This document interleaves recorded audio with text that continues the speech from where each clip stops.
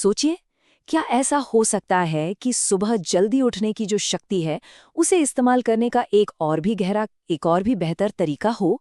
मतलब सिर्फ ध्यान करने से भी ज्यादा कुछ? आज हम इसी रहस्य की परतें खोलने वाले हैं। सुनने में ये बात थोड़ी चौंकाने वाली लग सकती है ना, कि अगर सुबह 4:40 पर उठकर सिर्फ ध्यान किया जा रहा है तो 70% शक्ति बर्बाद हो रही है। देखिए, हमारे प्राचीन ऋषियों का यही मानना था कि ब्रह्म मुहूर्त की जो असली ताकत है उसे पूरी तरह से पाने के लिए सिर्फ ध्यान करना काफी नहीं है। तो आखिर वो कौन सी चीज है जो ज्यादातर लोगों को पता ही नहीं है? इसका जवाब है सप्त क्रिया।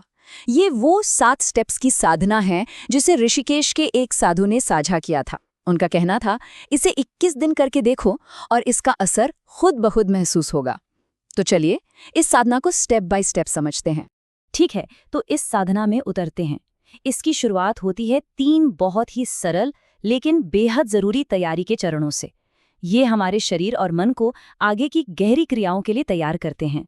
ये जो पहले 3 कदम हैं, ये साधना की नींव रखते हैं। ये दिखने में तो बहुत आसान लगते हैं, लेकिन इनके पीछे का जो विज्ञान है ना, वो बहुत गहरा है।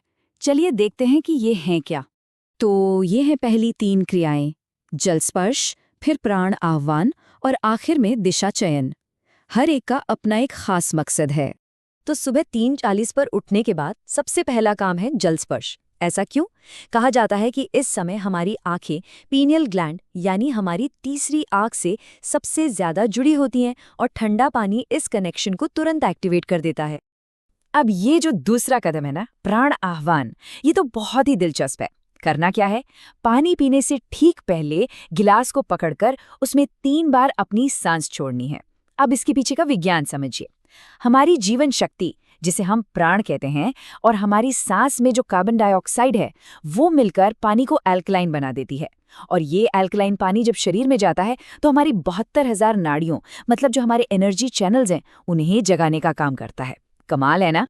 ऐसा नहीं कि कहीं भी बैठकर ध्यान कर लिया। वास्तुशास्त्र के हिसाब से हमेशा पूर्व दिशा की ओर मुंह करके बैठना चाहिए।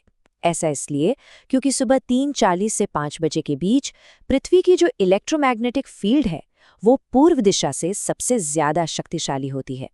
हमारी रीढ़ की हड्डी एक एंटीना की तरह काम करती है, जो इन सिग्नल्स को रिसीव करती है। तो तैयारी पूरी होने के बाद अब हम साधना के असली मुख्य हिस्से में आते हैं। ये वो क्रियाएं हैं जो हमारी ऊर्जा को अंदर की ओर मोड़ती हैं और उसे ऊपर की तरफ उठाती हैं। ये 3 क्रियाएं हैं: मौन संकल्प, त्रिबंध प्राणायाम और अंतर्मन। ये इस पूरी साधना का कह सकते हैं कि दिल है। चलिए एक एक करके इन्हें भी समझते हैं। ध्यान में बैठते ही उसे शुरू नहीं कर देना है। पहले एक मौन संकल्प लेना है। ये हमारे चेतन और अवचेतन मन के बीच एक तरह का एग्रीमेंट है, जिससे मन ध्यान के दौरान इधर उधर भटकने के बजाय हमारा साथ देता है। ये थोड़ा सा एडवांस्ड है, लेकिन बहुत शक्तिशाली है। योग में 3 बंध या लॉक होते हैं। यहाँ हम उसका एक सरल रूप इस्तेमाल करते हैं।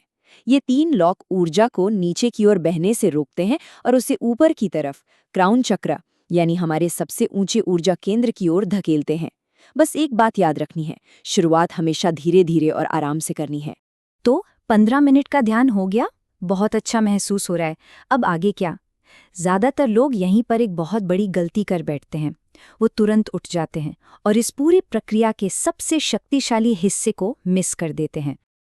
और यही है वो छठा सबसे जरूरी कदम, अंतर्मन। मतलब ध्यान खत्म हुआ, लेकिन तुरंत उठना नहीं है, आंखें बंद ही रखनी है और बस 2 मिनट के लिए एकदम शांत बैठ जाना है, कुछ नहीं करना। इस वक्त होता क्या है कि हमारा दिमाग ठीदा स्टेट में होता है, जो एक बहुत ही गहरी क्रिएटिव अवस्था है। कहते हैं कि इसी समय हमारी अंतरात्मा सबसे ज्यादा एक्टिव होती है। और इन 2 मिनटों में जो भी ख्याल मन में आता है ना, वो कोई आम ख्याल नहीं, बल्कि यूनिवर्स का एक सीधा मैसेज होता है। अब हम आते हैं उस आखिरी और सबसे महत्वपूर्ण क्रिया पर, जिसके बिना, जैसा कि उस साधु ने कहा था, बाकी की 6 क्रियाएं अधूरी हैं।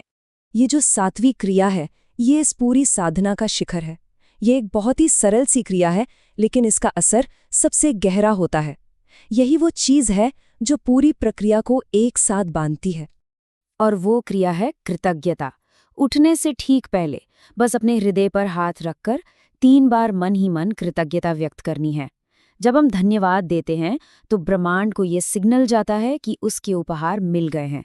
यह हमारे दिमाग में ऑक्सीटोसिन रिलीज करता है और हमारी वाइब्रेशन को तुरंत ऊपर उठा देता है। तो ये हैं वो 7 क्रियाएं। लेकिन जब इन्हें लगातार 21 दिनों तक किया जाता है तो असल में होता क्या है? जो अनुभव साझा किया गया है वो इसके प्रभाव को बहुत अच्छी तरह दिखाता है। 21 दिनों तक लगातार इस साधना को करने के बाद 22वें दिन एक ऐसे सवाल का जवाब मिला जो 5 सालों से खोजा जा रहा था। और मजे की बात यह है कि वो जवाब ध्यान के दौरान नहीं बल्कि ध्यान के बाद के उस 2 मिनट के अंतर्मन वाले मौन में आया। ये इस साधना की शक्ति को शानदार ढंग से दिखाता है। तो ये 7 क्रियाएं किसी को भी उस गहरे अनुभव तक ले जा सकती हैं। सवाल अब यही उठता है कि क्या इसे आजमाने की हिम्मत है? क्या इस 21 दिन की चुनौती को स्वीकार करने का मन है? अपना फैसला कमेंट्स में बताइएगा जरूर।